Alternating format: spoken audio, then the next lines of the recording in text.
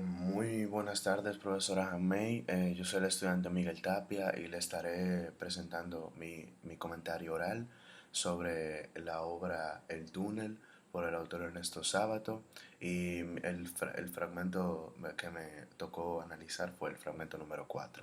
Entonces primero hablaremos de el autor. Ernesto Sábato fue un escritor, ensayista, físico y pintor argentino. em, Entre sus obras más importantes fueron El túnel, Abadón el exterminador y Sobre héroes y tumbas. Esta última, Sobre héroes y tumbas, siendo considerada una de las mejores novelas argentinas del siglo XX. Sus tramas mayormente reflejan personajes extraviados de sus valores morales, como tenemos como ejemplo el personaje de Juan Pablo Castel en esta misma obra, El túnel. Y el Ernesto Sábato había dicho en una entrevista que los personajes simplemente le salen. No tiene que empezar mucho para comenzar a escribir sobre la caracterización de un personaje, ya que estos simplemente salen espontáneamente de su cabeza. Ya que este es el caso y le salen tan naturalmente, muchos de los personajes pueden llegar a reflejar varios rasgos del mismo autor que escribe de ellos. De esto también es como ejemplo el personaje de Juan Pablo Castel, ya que desde el comienzo de la obra El túnel está la similitud de que el autor Ernesto Sábato es pintor y desde el principio de la obra Juan Pablo Castel nos dice que él es un pintor. Em, Ernesto Sábato también fue el segundo argentino galardonado con el premio Miguel de Cervantes en 1984. Entonces, pasando a la obra, El túnel. El túnel se trata de el personaje principal llamado Juan Pablo Castel, que es un pintor, como ya dije, recluido en prisión por cometer el crimen de asesinar a María Iribarne. Durante su encierro, recuerda la cadena de acontecimientos y eventos que le llevan a cometer dicho crimen, y estos eventos lo llevan a convertirse también en un hombre con un interior oscuro, siente una soledad muy intensa y todo esto se debe a la ausencia de la persona que él creía era la única en el mundo que lo entendía, y esta es la señora María Iribarne. Entonces toda la historia es simplemente unos relatos de lo que de lo que el personaje principal, Castel, le pasó en su vida. Entonces, mi fragmento, el número 4 trata de los acontecimientos que le ocurrieron a Castel mientras estaba en la oficina postal cuando le quería enviar una carta a María, mientras María estaba en la estancia llamada Los Ombúes con Hunter. La estructura de mi, de mi fragmento se puede dividir en dos. Como narrador tenemos a Juan Pablo Castel y la primera parte es un párrafo donde Castel nos va diciendo sus pensamientos al momento y después de enviar la carta por primera vez. Y después, la segunda parte de mi fragmento es un diálogo entre Castel y los empleados que trabajan en la oficina de correos, donde Castel tiene como una... siente ira por lo que le está ocurriendo. Entonces, el fragmento inicia con el personaje de Castel explicando a los lectores y a la audiencia por qué quizá fue una mala idea que le haya enviado la carta a María. Él, en este párrafo se pueden ver uno de los temas principales que se desarrolla. No es uno de los primeros, pero es un tema que vemos que se va viendo mientras la obra se va desarrollando, y es el tema de los celos. Castel dice en este párrafo que él no quiere herir a María. Ya nos ha dicho en capítulos anteriores que él ama a María, y en este fragmento nos ha dicho que él simplemente quiere que María vuelva a él. Entonces él envía esta carta teniendo celos de Hunter, y el- los, los celos que él siente se puede decir que están mal interpretados, ya que él mismo dice en este fragmento que es solo una suposición y una hipótesis, Castell no está seguro si María y Hunter están realmente juntos. O sea, que ya que no, si no, ya que como no sabe si es mentira o es verdad, simplemente es una suposición que su mente ha creado para explicar por qué María está con Hunter en su estancia. Esto también nos da a notar otro de los rasgos característicos del personaje de Castell, y es de querer perdón, de tener una manía de querer explicar todo lo que hace.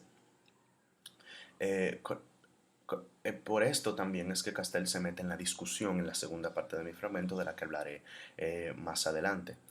La Castell quiere que le devuelvan la carta, ya que en la carta él dice que él no explicó por qué él piensa que Hunter y María están juntos. Entonces, como dije antes, esto es un muy buen ejemplo de la manía de Castell de querer dar un ejemplo a todas las acciones que hace. Em, También en este párrafo donde Castells nos está diciendo lo que piensa, también se puede ver cómo otro de los temas principales ha cambiado a Castell durante el desarrollo de la obra. Este tema principal del que hablo es el tema del amor, ya que Castell nunca había tenido esto, o sea, por el tipo de persona que es, nunca había sentido, nunca se había sentido así eh, por otra persona. Llámese esto esa persona, en este caso, eh, que viene siendo María Iribarne. Eh, como estos sentimientos son muy fuertes para él, esos sentimientos terminan cambiándolo. Y con esto me refiero a que en, al principio de la obra, uno nunca pensaría que Castell hiciera cosas sin pensar, ya que él nos ha puesto muy claro el hecho de que él siempre tiene una explicación para lo que hace. Entonces, este hecho de enviar una carta espontáneamente, simplemente queriendo expresar sus emociones a María, demuestra cómo el amor que él siente por ella lo está cambiando. Esto también se demuestra con una cita que él dice en el fragmento, y la cita dice: las cartas de importancia hay que retenerlas por lo menos un día hasta que se vean claramente todas las posibles consecuencias.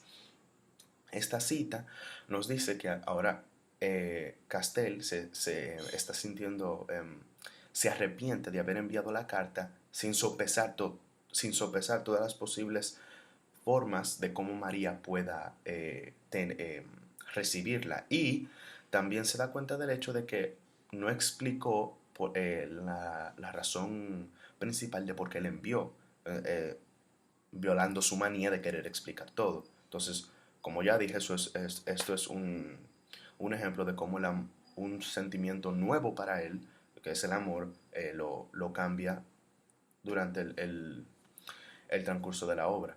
Entonces, ya pasando a la segunda parte de mi fragmento, que es la discusión entre él y los trabajadores, esta parte es cuando Castell vuelve a la oficina de correos queriendo recuperar su carta por las razones que ya dije.